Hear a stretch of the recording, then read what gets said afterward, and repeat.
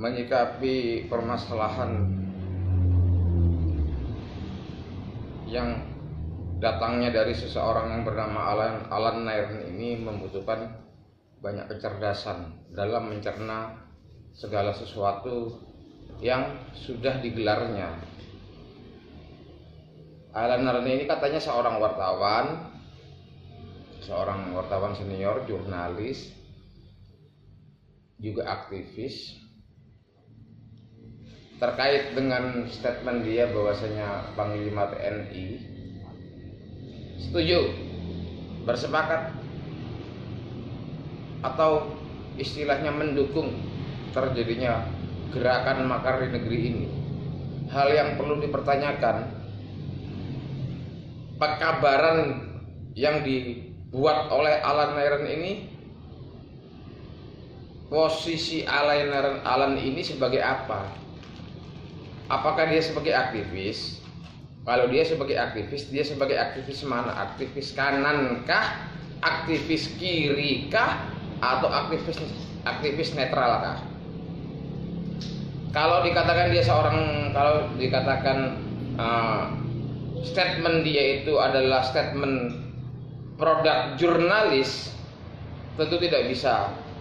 Karena saya melihat dari dulu si Alan ini selalu memproduksi pekabaran-pekabaran yang lebih cenderung subjektif atau mewakili salah satu pihak. Jadi keberpihakannya sangatlah kental. Mulai dari peristiwa di mana dia mengabarkan tentang apa yang dialami oleh dia, keretakan di tengkoraknya setelah dipopor senjata sama TNI, peristiwa Santa Cruz dan segala macam itu bukan hasil pemberitaan dari seorang wartawan, sebab wartawan itu dituntut netral. Dari sejak zaman Timor Leste sampai dengan detik ini, Alan selalu memaksakan para penikmat beritanya untuk mengkonsumsi berita versi dia yang tidak subjektif, yang mana dia berada selalu di pihak kiri. Loh, kita sama-sama ketahui seperti apa ideologinya Fretilin itu kan, kiri. Alan ini selalu akrab dengan orang-orang kiri dan terkenal sangat memusuhi Amerika Serikat. Dalam hal ini saya tidak bersikap terhadap Amerika Serikat. Di sini saya bersikap sebagai penyeimbang bagi Alan yang telah secara subjektif menempatkan dirinya di golongan kiri, kemudian hasil-hasil pemberitaannya disebarluaskan ke masyarakat, dikonsumsi oleh publik, seakan-akan hasil pekabaran daripada dia itu adalah hasil pekabaran seorang jurnalis atau seorang wartawan. Tidak. Di situ hasil-hasil berita daripada Alan adalah hasil-hasil berita seorang aktivis yang menempatkan dirinya pada golongan tertentu. Saya katakan di sini golongan kiri. Alan tidak bisa mengelak daripada kenyataan bahwasanya dia banyak bekerja bagi orang-orang kiri. Kalau dia orang netral, itu terbukti pada saat menjelang Pilpres kok tiba-tiba mencuat pekabaran dia mengenai keterlibatan Prabowo dalam pelanggaran HAM. Kenapa dia tidak berusaha menampilkan berita mengenai keburukan Jokowi? Kenapa hanya Prabowo saja? Nah, ini hal yang perlu dicermati. Alan ini sangat tidak objektif dalam menyajikan pekabaran-pekabaran yang dia peroleh sehingga layak dikonsumsi oleh publik. Alan ini digembar-gemborkan sebagai wartawan senior, padahal dia tuh biasa-biasa saja. Dia cuman sempat terkenal gara-gara peristiwa Santa Cruz dan dia mendapat award itu karena peristiwa tersebut. Tidak sesuatu yang biasa-biasa saja. Alan belum memenuhi syarat menjadi seorang wartawan yang netral untuk melihat segala sesuatu yang terjadi di hadapan dia, untuk kemudian dijadikan menjadi berita yang dapat dikonsumsi pada posisi dia yang netral. Belum. Alan ini sentimen. Nah, dia itu terlibat pada beberapa upaya penyetoran berita-berita untuk kemudian digoreng oleh kelompok tertentu untuk menjatuhkan kelompok yang lain. Nah, kelompok yang saya maksud, berita-berita yang disetorkan oleh Alan terhadap kelompok yang saya maksud adalah kelompok kiri. Dan Alan bekerja untuk kelompok kiri. Intinya seperti itu. Terkait dengan statement dia bahwasanya Panglima TNI ikut makar, itu pun kalau dia adalah seorang aktivis, saya juga seorang aktivis. Kalau dibilang makar, kita harus bedakan lagi. Ada makar hitam, ada makar putih. Nah, yang dimaksud si Alan ini makar putih atau makar hitam? Jangan-jangan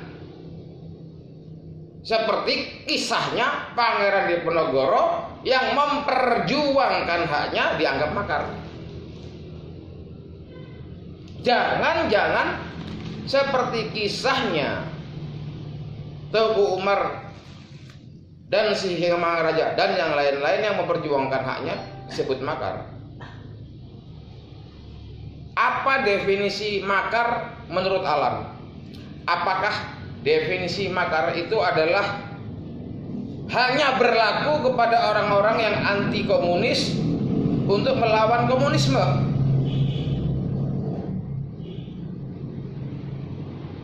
Keterlibatan Alan di Timor Leste itu tidak bisa dipungkiri merupakan salah satu kedekatan khusus dia pada orang-orang kiri. Bahkan sampai dengan saat ini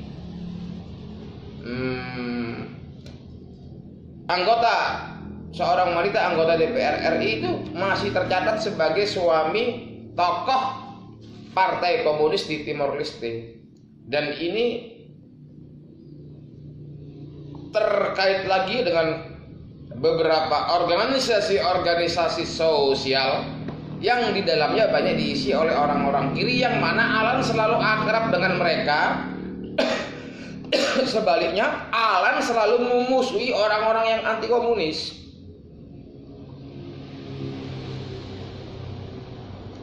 Ini Alan ini hanya seorang provokator. Dia itu orang asing yang tidak berhak mencampuri urusan politik dalam negeri negara lain. Kalau dia mau jadi wartawan, jadi yang netral begitu loh. Dia menyajikan berita apa adanya tanpa upaya-upaya tendensius. Kalaupun Panglima TNI dituduh makar kepada siapa? Makar kepada siapa? Ini sekarang istilah makar ini kok malah jadi sesuatu yang tren di negeri ini ketika terindikasikan ada upaya-upaya yang menakutkan bagi sang penguasa. Kok mudah banget istilah makar ini digunakan. Semua orang dikenain makar. Makar itu apa sih? Bedakan makar, bedakan perjuangan mempertahankan hak. Iya kan? Kalau mau makar pun ada makar hitam, ada makar putih. Ada perjuangan mempertahankan hak, itu pun terbagi hitam atau putih. Karena kita masing-masing punya kacamata, punya kacamata masing-masing menilai apa itu kebenaran, seperti apa itu kebenaran, warnanya seperti apa. Punya kacamata masing-masing. Apakah kebenaran hanya ada pada Alan? apakah kebenaran hanya ada pada komunis? Di luar komunis tidak benar. Berbahaya Alan ini datang-datang terus ikut merampaikan dunia permakaran di Indonesia. Semua orang dituduh makar, sedikit bersinggungan dengan penguasa yang ada dikatakan makar. Padahal mereka yang dituduh makar itu sama sekali nggak punya kemampuan bersenjata untuk melakukan upaya makar tersebut. Kalaupun mereka mau menuntut secara hukum, secara jurisprudensi, secara yuridis, untuk menuntut penguasa agar memperhatikan mereka atau mundur dari kekuasaan karena sudah tidak lagi berpihak kepada nurani bangsa, itu bukan makar. Itu adalah perjuangan. Hak rakyat menyuarakan aspirasinya, dan itu bukan makar. Sampai-sampai uang yang dari lembaga sosial yang pernah membantu korban-korban tragedi tsunami juga dikategorikan makar oleh Kapolri. Ini kondisi sudah semakin parah dan semakin parah, di mana masing-masing pribadi dan masing-masing kelompok sudah berupaya memainkan perannya masing-masing dalam dunia intelijen, dalam dunia politik, dalam dunia ekonomi, yang akhirnya mereka padu ramu itu menjadi satu.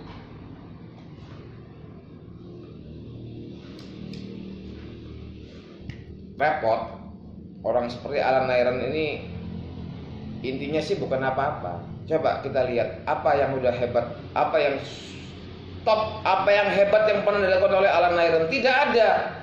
Semua yang dilakukan oleh Alan Nairon itu hasilnya adalah destruktif.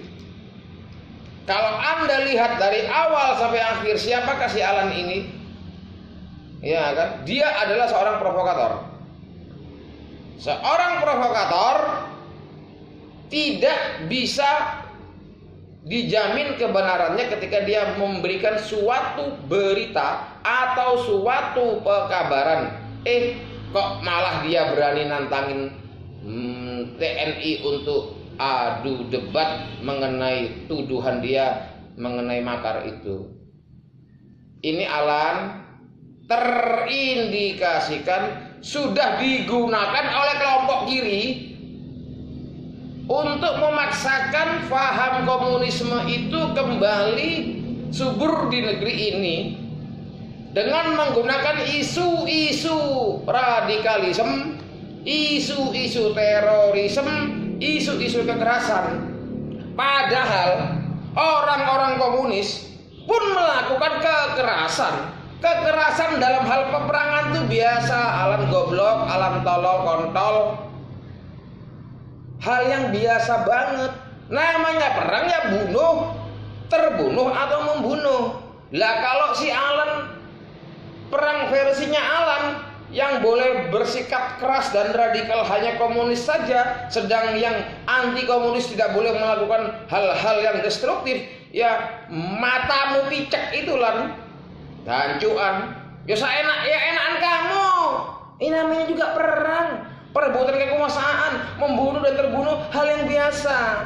Itulah yang kamu angkat selalu, seolah-olah suatu kelompok sedang terzolimi oleh kelompok yang lain, suatu kelompok terzolimi oleh kelompok yang lain. Kamu tidak pernah mengangkat peristiwa-peristiwa yang real terjadi di lapangan yang dilakukan oleh kelompok lawan. Alan ini didor cocoknya si kontol ini.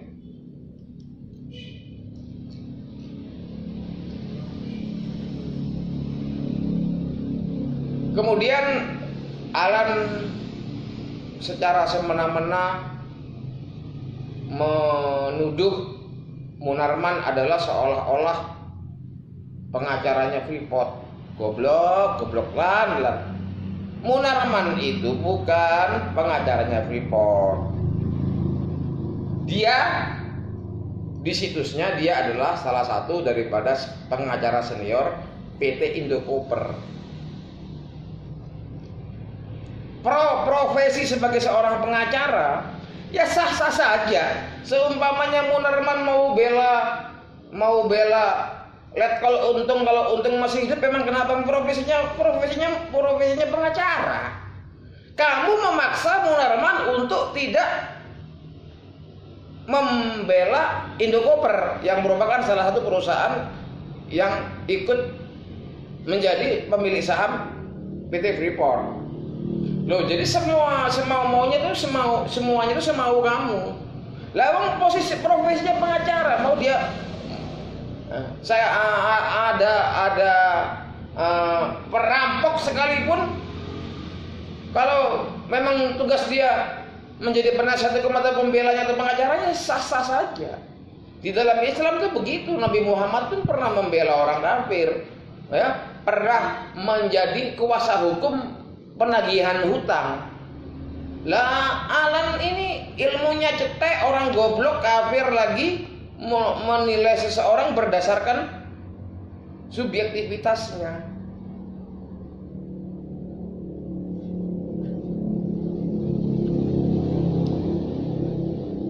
Alan ini intinya dia hanya orang terkenal. Saya tegaskan sekali lagi, Alan Nairn hanyalah orang terkenal dan bukan orang pintar. Ketemu sama saya si Alan, nggak sampai 2-3 jurus keok tuh buat. Dia itu orang terkenal, bukan orang pintar. Orang yang sempat terkenal, yang sengaja dicuatkan di permukaan seolah-olah dia wah gitu, padahal tololnya luar biasa. Sebab kenapa saya bisa mengatakan itu? Karena sampai dengan saat ini saya meneliti hasil investigasi si Alan, hasil apanya itu ya biasa-biasa saja itu, nggak ada keren-kerennya belas, nggak berdasarkan ilmu. Ya, kan berdasarkan ini malah berdasarkan sentimen golongan, sentimen rasis. Nah, kalau dia menuduh Donald Trump sudah mulai ikut andil di dalam upaya penjatuhan makar terhadap Jokowi di negeri ini, itu karena dia memang anti Amerika Serikat, anti kanan. Kalau dia orang netral, dia akan menjelaskan sisi baiknya Donald Trump, sisi buruknya Donald Trump, sisi baiknya Jokowi, sisi buruknya Jokowi. Nah, dia nggak pernah menjelaskan sisi buruk kelompoknya, yang selalu diangkat ke permukaan sisi buruk musuh daripada kelompoknya. Ini menjadi perhatian seluruh bangsa Indonesia yang masih mencintai Pancasila, yang masih sepakat bahwasanya komunisme adalah suatu ideologi yang tidak akan pernah padam. Siapa saja yang mengatakan komunisme sudah tidak ada, itu hanya dua kemungkinan. Orang tersebut gobloknya minta ampun, amit-amit cabang baby, atau orang tersebut memang adalah antek-anteknya komunis yang berusaha membodohi masyarakat agar suatu saat nanti komunisme bisa lagi tegak di negeri ini. Hanya ada dua. Maka daripada itu larangan terkait razia terhadap ideologi atau apa saja yang berbau komunisme yang dilarang, ini suatu hal yang perlu sangat dipertanyakan. Kenapa kok ujuk-ujuk sesuatu yang berbau komunisme itu dilarang untuk dirazia? Kenapa kok ujuk-ujuk sesuatu yang bernilai Islami itu halal untuk dirazia dan kemudian dikelompokkan pada upaya-upaya makar?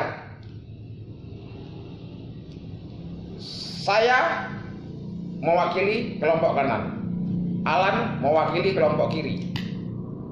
Dalam hal ini saya duduk sebagai orang yang mewakili kelompok kanan, dan saya memandang Alan dari kelompok kiri dan semua gengnya. Ketika orang-orang dari kelompok kiri berusaha memfitnah aparatur negara sebagaimana contohnya seperti TNI untuk melakukan makar, ini adalah suatu upaya di mana kita diingatkan kembali bagaimana orang-orang komunis itu dari dahulu kala berusaha menjatuhkan Tentara Nasional Indonesia dengan seolah-olah mereka akan melakukan makar terhadap Soekarno, karena ketika itu Soekarno dekat dengan Partai Komunis Indonesia. PKI memang sudah tidak ada lagi, tetapi ideologi komunisme subur dan terus bertambah. Jangan kalian pembela komunis menutup-nutupi bangkitnya komunisme ini. Saya bisa berikan kepada kalian ratusan bukti bangkitnya komunisme ini. Dan mata kalian pun sudah melihatnya berkali-kali. Karena memang dasar kalian memang pro-komunis, maka kalian selalu menganggap komunis itu tidak ada, selalu memberitakan komunis itu tidak ada, selalu. Karena kalian punya cita-cita untuk membangkitkan kembali ideologi komunisme di negeri ini. Kalian bisa lihat tuh, di YouTube banyak orang nyanyi, anak-anak muda-muda nyanyi genjer. Siapa? Pembawa atribut palu arit siapa? Pengibaran bendera Cina di Indonesia yang udah berkali-kali siapa? Masuknya narkoba di tiang pancang yang seperti kasus masuknya senjata cung pada saat menjelang pemberontakan G30S di bahan bangunan itu siapa? Tujuannya apa? Tujuannya untuk merusak negeri ini, melemahkan generasi ini, sehingga dengan lemahnya generasi ini komunis bisa diterima dengan mudah. Sampai sekarang keberadaan itu narkoba yang di tiang pancang pun tidak jelas siapa pelakunya, ada tujuan apa, kok persis mirip kayak peristiwa pengiriman senjata cung dari Cina juga. Wah, ini saya mengharapkan kelompok saudara-saudariku dari kelompok kanan untuk merapatkan barisan, mempersiapkan sewaktu-waktu terjadinya pergesekan, percikan api, agar segera mengambil keputusan untuk melawan bangkitnya kembali orang-orang kiri ini di negeri ini. Demikian sedikit gundah gulana yang saya sampaikan. Salam Nusantara.